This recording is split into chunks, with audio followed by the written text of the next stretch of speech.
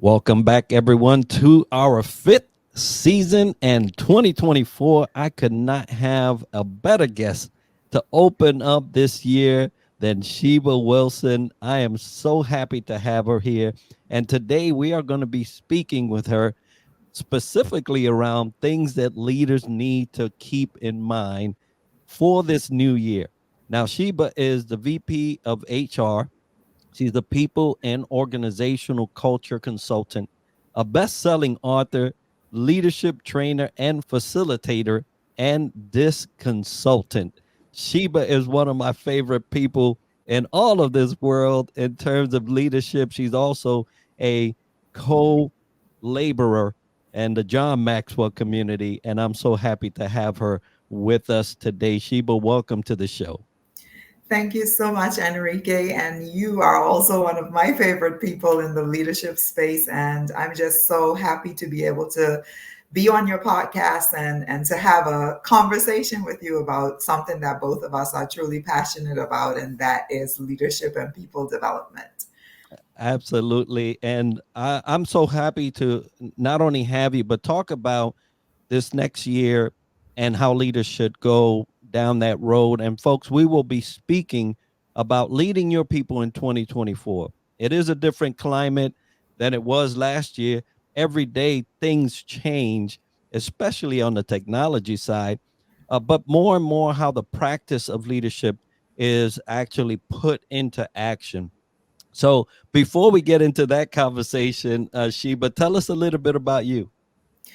Well, I'm a mom of four, a widow of 8 years. I love working with people. I found myself choosing HR. It wasn't my original career. I am a journalist by profession, is what I studied, mass communication. But I always say that, even my choice in the beginning with communication, it has served me well throughout the transitions that I've made getting to this point, because if you're not able to communicate well with others, you won't be able to collaborate well, and we really can't do anything without other people, at least nothing of significance. And so I don't regret at all choosing mass communication as my major in college, and looking at the things that I enjoy most. It's all centered around people, right? And so I chose HR about 12 years ago, took on a project and transitioned into the HR space. And I recognized doing that project that what I was really passionate about was helping other persons to see and discover things about themselves that they probably didn't recognize, and then helping them to chart their own course and achieving their career goals. And so that's how I got into the HR space. I love reading. I love traveling, especially new cultural experiences and getting to know different places and ways of life, because I believe that diversity adds so much to us. It enriches us, our viewpoints. It gives us empathy, understanding, and just makes us overall better human beings, because we learn more about other cultures and we respect those cultures, even when we may not necessarily agree with people's way of being and living. So that's me in a nutshell. And that's wonderful. I thank you for sharing that and talking about goals. 2024 undoubtedly will bring a goal setting strategy session for some people around the world. And usually they take this time to kind of hone in on what they want to see as a thing for them in 2024. So, as we speak about leaders and how they can help, how can leaders help their people on their goals and aspirations this year? Well, I'm glad you said there are people with their goals and aspirations, because a lot of times, as leaders, we have the eagle's eye, and we're looking at the big picture. And sometimes that causes us to lose focus on the individual and their individual contributions and what they desire as an individual contributor to a team. And so what I've found is that what works well is for you to have time, one-on-one time with each of your team members, if you're fortunate enough to have a small team that's not too large, that you can schedule that time and sit down and have one-on-one dialogue with them, that is great, because it gives you an opportunity to learn about them, to learn about what their picture of success is, right? Because that success looks different for each of us. And you may look at a team member and you may have, a broad view of what you believe they should be aspiring to or where you see them headed. But that may not necessarily be the path or direction that they intend to take. And so having those one-on-ones gives them an opportunity to share what their picture of success is, what it looks like. And then you as the leader then can guide them. You are able to sit with them and say, well, these are your strengths and these are the things that you're actually good at. And this is how you can transfer this skill set to help you to get to where you want to be. And these are the things that you need to be working on for 2024 in order to get to where you desire to be. So it really starts with that dialogue and getting to know what it is that the team member wants for themselves, and then helping them to map out that pathway. So what do they need to do? What are you going to do to support them as a leader? What skills they need to develop? What courses they may need to focus on for that particular year to get them to where they want to be. So it starts with you sitting together and hearing from that team member what they want, and then you as a leader guiding them through that process and determining, okay, what is going to be our goals for 2024 to help you to get there. And then recognizing that some goals will be short term and then some are going to be more long term. So being honest with the team member about where they are and how long you kind of foresee it taking for them to get to where they aspire to be. And I also think that it's important for us as leaders to have a coaching position posture, right? Because it's so easy to get bogged down in the day to day of the operation and meeting the organizational goals that sometimes we don't take the time to meet with the individual and to have teachable moments and to help them to see how their individual contribution impacts the overall organizational goals.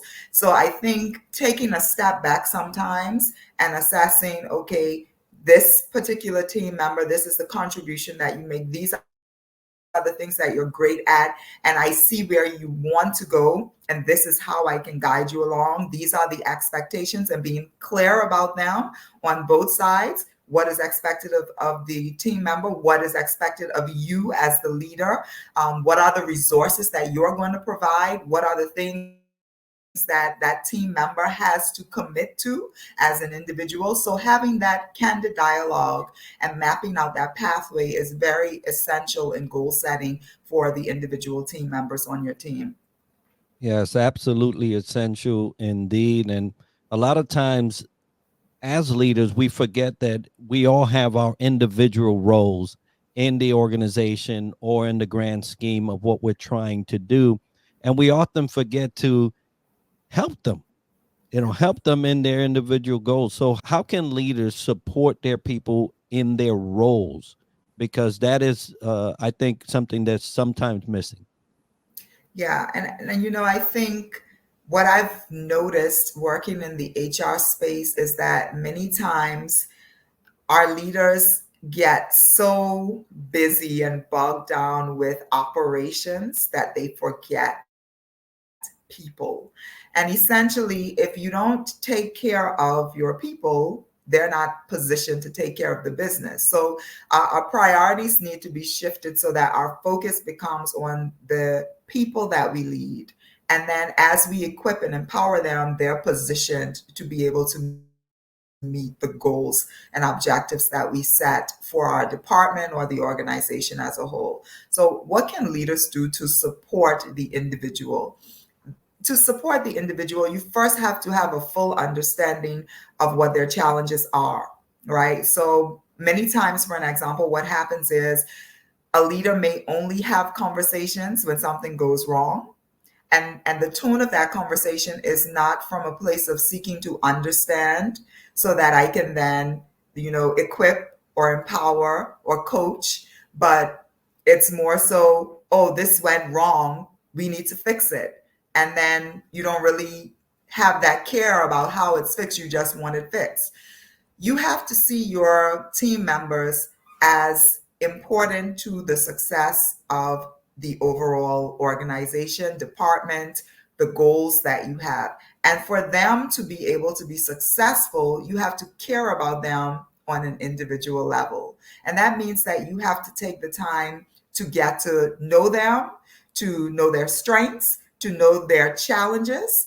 And once you know what the challenges are, then you guide, right? So a leader is not going to have all the answers, but you may be able to direct that person to the right resources, or you may be able to pair them with another team member who has the strength in the area that the other team member may be struggling with. And so pairing them together, they're able to work on projects, and one person is teaching the other person and learning from the other person. And both of them are developing at the same time while also meeting the goals. But you can't do that as a leader if you don't have an understanding of who the person is, what their strengths are, what their challenges are, and then how do we come up with a plan for navigating those challenges while also having those on the job teachable moments. So what I normally do with my team is I try not to give them all of the answers. I try to get them to use their best judgment. And even if they make the wrong decision, I sit with them and we talk about, what went wrong, what worked well, how do we learn from this, what would we do differently if this were to arise again? Because I find that they learn better in that way and they're more receptive, and also it helps them to be able to grow in their position and prepare for what comes next. So you want to make sure that you're empowering them to make decisions. You want to make sure that you're equipping them with the resources and the tools that they need. And where there are skills gaps, that you're either, if you have the budget to, providing them training opportunities, or you're pointing them in the direction of where they can get that skill development that's affordable, or something that they can do. Maybe it's a free course, but being able to sit with them and determine what those things are, and then pointing them in the direction that they need to go in order to gain those skill sets. And then there are some things that you can actually take the time to teach, right? Because you may be strong in a particular area and that team member may be lacking. So finding the time, and I know we're all pressed for time and we always have so much on our plates as leaders, but finding the time to really sit with team members and help them. I find that it's really in the long term best for them as well as for your department, and being able to meet your objectives and goals as an organization. Right after the Christmas holiday, I opened a gift that one of my mentees sent me. And it was so heartwarming because he reached out to me, asked me to mentor him, and I agreed. And he didn't have much confidence in his own ability at the time. And he ended up becoming one of my team members in the HR department. And I remember having a conversation with him when he was considering HR about transferable skills coming from the operational background of food and beverage, and how do you transfer those skills? And he couldn't see the connection.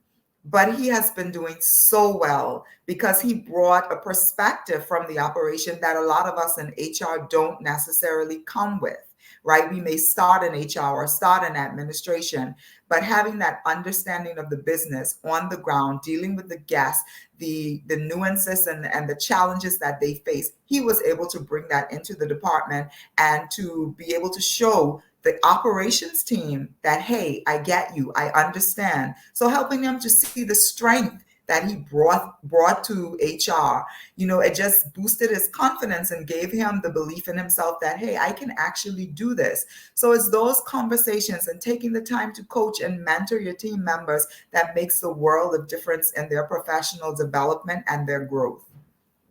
Absolutely. And I love that story. That story, just one of those that you can tangibly see. Hey, this is where your strengths can really be a benefit to this team. even if you are in a different department. Now, Yes. you talked about challenges there as you were speaking. And so, how can leaders help their teams and challenges they are currently facing, but more importantly, how to overcome them together? Mhm. Well, there are so many challenges, right? And I always say if we look at a challenge as an opportunity, because we're always going to have to be navigating some sort of challenge, some are greater than others. But if we look at it together as an opportunity, and again, recognizing that as a leader, that you may not necessarily have the answer to the challenge, but facilitating dialogue, sometimes together collectively you're able to come up with the solution just by having that conversation. And I've seen it happen so many times in my own career where you're racking your brain trying to come up with a solution, but when you engage your team members and you start to have a conversation, they come up with ideas, and some of them are great, and they actually are able to help the team collectively overcome whatever that challenge is. So I would say having an opportunity for team members to be a part of the solution making process, right? So helping them to recognize that their input is valuable, and that even if they think they don't have the answer, if we talk about it together, we may come up with the solution. And also, sometimes it means that, you're going to have to allow people who are solution oriented to take the lead. You don't always have to take the lead as the leader of the department. You don't always have to be the one coming up with a solution, but bring the challenge to the table and give persons an opportunity to use their innovation and their creativity to have that dialogue and come up with what the solution is. And sometimes it also means saying to a team member that you know that this person is naturally gifted in this area. And if I have a challenge with X, I know that Susan is the person that I can go to. Even if she thinks she doesn't have the answer, if I give her a few days, she's going to come up with something great. And just giving them that boost of confidence and telling them that you believe in them, sometimes that causes them to sit with it and to be able to come up with the solution to the challenge that's being faced. I also believe that, leaders are lifelong learners. And so fostering an environment where we have a learning culture is very important, because when you face challenges, sometimes the solution comes from something that you've read, something that you listened to. So just having time to sit and think and process, you may remember an encounter or remember seeing something similar or reading something similar, and then being able to come up with, okay, let's try this. And, giving them space to fail, giving your team space to fail, because it's sometimes through our failures that we're able to experience success. So we try it, and if it doesn't work, we don't beat them up. It's not a reprimand, but it's okay, that didn't work, let's regroup. How do we now move forward and try something else until we get to the solution? And when you have that environment where people know that it's safe for them to be able to experience failure because it's going to become a teachable moment, they are more likely to be creative and innovative and to come up with great ideas and solutions to the challenges that's being faced.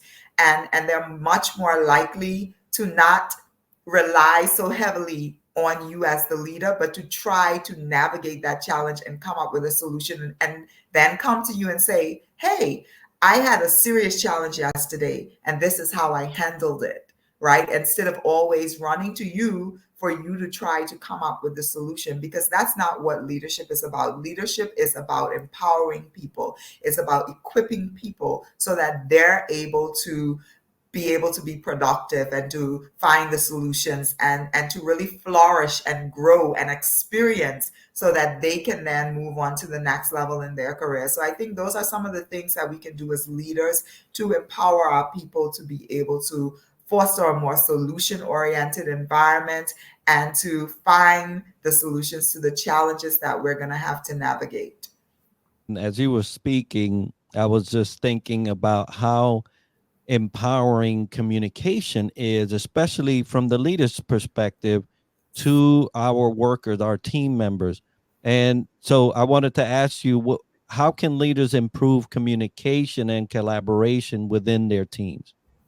I think the first thing is to really be a listener. You know, a lot of times we're not really actively listening. So most times we're, as human beings, our first response is to come up with a comeback or listen to be able to respond to what is being said instead of listening with the intent to understand.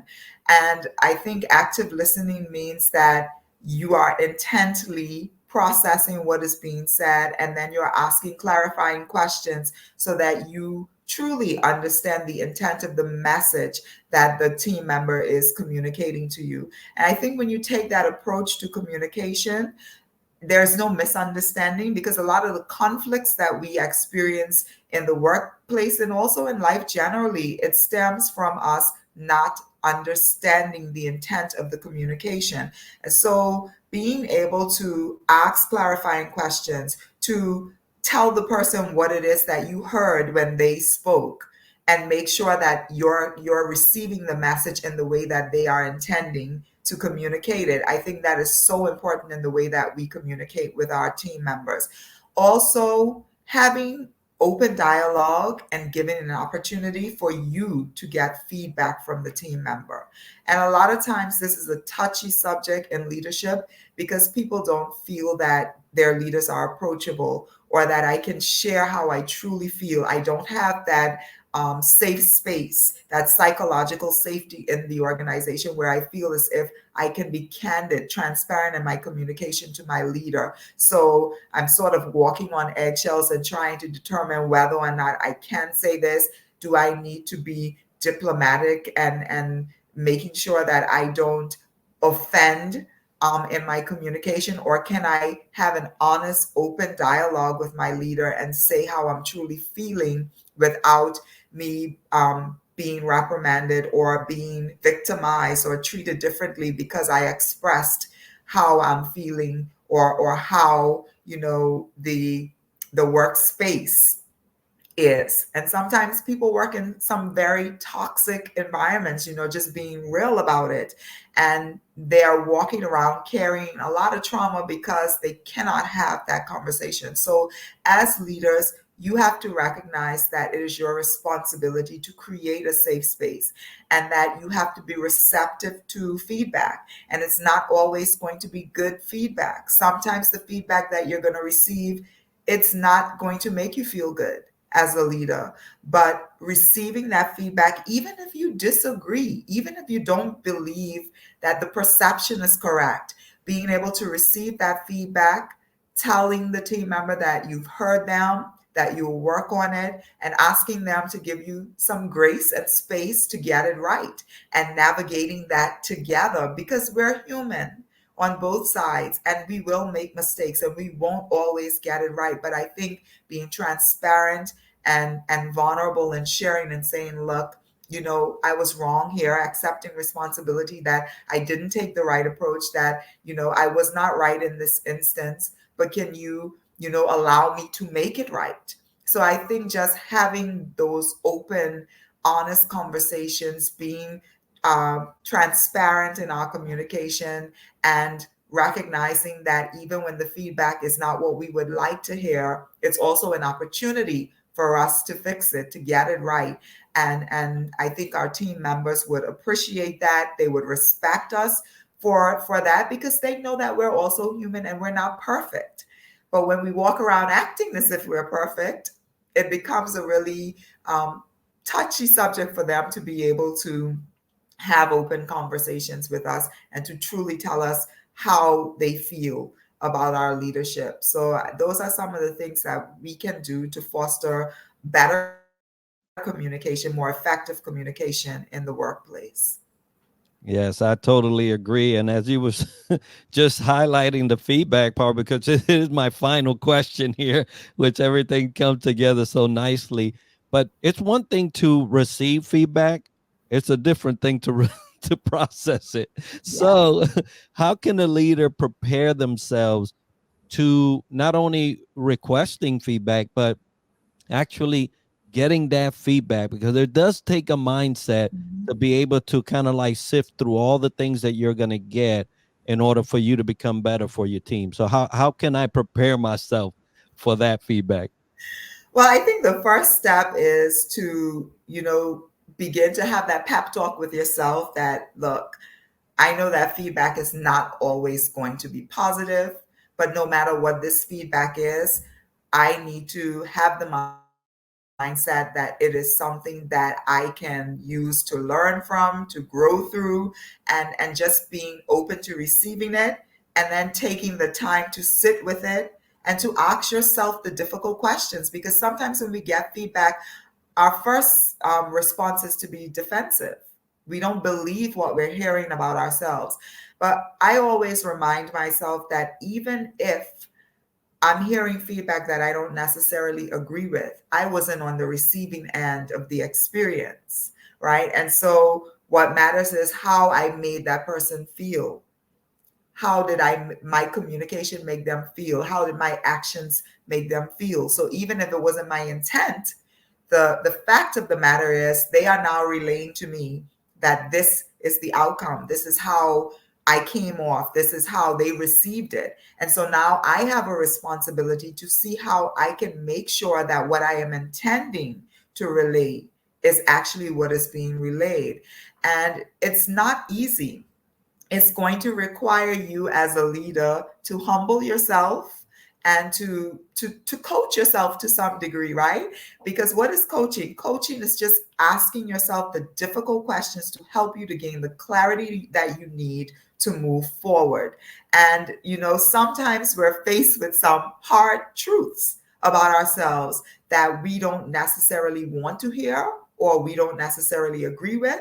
But when we really begin to peel back the layers and assess our behavior and our communication, we can see that there is some truth in it. And then we have a responsibility to try and fix it. So it simply means that you have to work on you. You have to constantly be working on you.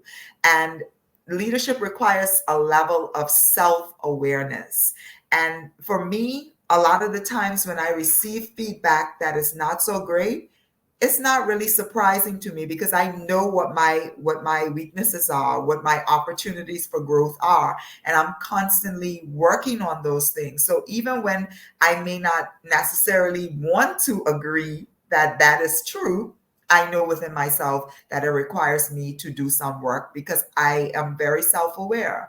And I also know that there are times, as much as I work on my challenges, that I may have a particular propensity for doing something in a particular way that would come across in the wrong way for someone else. And so I just have to be honest with myself about myself and continue to work on those things. And again, I think grace is so important. And this is why transparency as a leader and being vulnerable sometimes as a leader is important, because your team members are more inclined to give you grace when you're able to be honest and open with them and say, look, I'm a work in progress in this area, and so call me out on this. This is a thing I struggle with. And so if you find that I'm doing that, I give you permission to use this safe phrase or word and call me out on it. This is our agreement, so that I am able to continue to work on it and to fix it. And I know that a lot of leaders are probably cringing hearing that, because we try to portray ourselves as this picture of perfection, and we don't want to be vulnerable because we feel as if we're giving our power or our strength away by being vulnerable. But I believe when team members know that you're human, that you're not perfect, they are more inclined to understand that, hey, I myself am not perfect and I have my own issues that I'm working through, and weakness or opportunities for growth that I'm working on. And my leader is also working on his or hers. And we're doing this together, and we're both growing as we navigate this space together. Wonderful tips there, folks. Yes, you may cringe, but it is necessary for you to do that. Your people depend on a human being.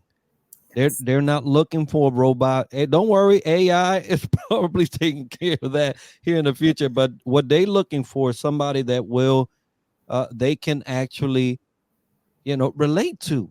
Yes. relate to, and they really need it. And so thank you for those five wonderful the discussions on the questions. And like I said, I couldn't have picked a better guest to open 2024 for DTLW. But Sheba, what do you have coming up, and how can the folks get a hold of you if they wanted to either have you potentially mentor or coach or speak? I know you also train, so how can they do that? Sure. So my website is shebawilson.com. So you can find me there. There's a contact me section. So you can just fill in the form online, or you can email me at sheba@shebawilson.com. I am also on LinkedIn, Sheba Wilson, Facebook, Sheba Wilson, and Instagram, Sheba L. Wilson. So I'm very easy to find, just my name, one E, one B. Uh, and so very easy to find. In terms of what I have coming up, I am huge on journaling, because it's really been so effective for me on my personal and professional journey. And so I have launched a series of journals, one on widowhood, Prayers from a Widow's Heart, Whispers of Resilience, I just launched this month, as well as one called Jesus, Coffee, Everything Else, because I am a woman of faith first and foremost. And I believe, just having that quiet time on a daily basis. I start my day in this way, having that quiet time with me, my cup of coffee, and God, and just pouring my heart out to him and setting the tone for my day. I believe it's so important it has been so important for me on my journey. And I just want to share my faith with persons, and I can't do life without God, right? And so I just want to share that with others, and help them to be able to navigate life in the way that's been most effective for me. And then in terms of training and development, a big project that I've been working on this entire year. I had to take a little break due to some lifing moments, but it's almost complete, and that is an online course for career acceleration. It's the Career Accelerate Her program, and it's really working with women, something I'm passionate about, working with women to help them on their leadership journeys to get to their next role, and really helping them with self-development, professionally and personally, preparing for interviews, preparing for promotion, and just bringing some great content to them, and community, right? Being in a community of like-minded women who are all working on themselves and working on what's next for them in their career progression. So that is something I'm hoping to complete and launch within the first quarter of 2024, but it's going to be around for a long time. It may evolve over time, but it's something that I will continue to have there, for particularly for women. But I also work with men, right? But women in leadership is really important to me, because as I navigated the space, I wish I had what I'm now trying to give to others. And that's someone who looks like me, who sounds like me, who have had similar life experiences to me, in that leadership space, that can help you to navigate your own path. Now that's wonderful. And we will have that as part of the show notes and video, so you can get a hold of Sheba and all that she's doing, especially that course, which is wonderful. And I'll also add the links to those books that you've been working on, and the one that you published that became a bestseller. So, folks, today's episode is sponsored by Fantail Services and Superpass, which are powering our website and app, Southern Sweet and Sassy Coffee, The Outlier Project, and Duco. If you've enjoyed this episode and learned something interesting about the topic covered today, make sure to subscribe and let us know by leaving a comment. And we're always looking for new ideas and guests that we can add to our show. So if you know of someone or a topic that you would like featured on the podcast, or want to sponsor our show, we love to hear about it by emailing us at triadleadershipsolutions@gmail.com.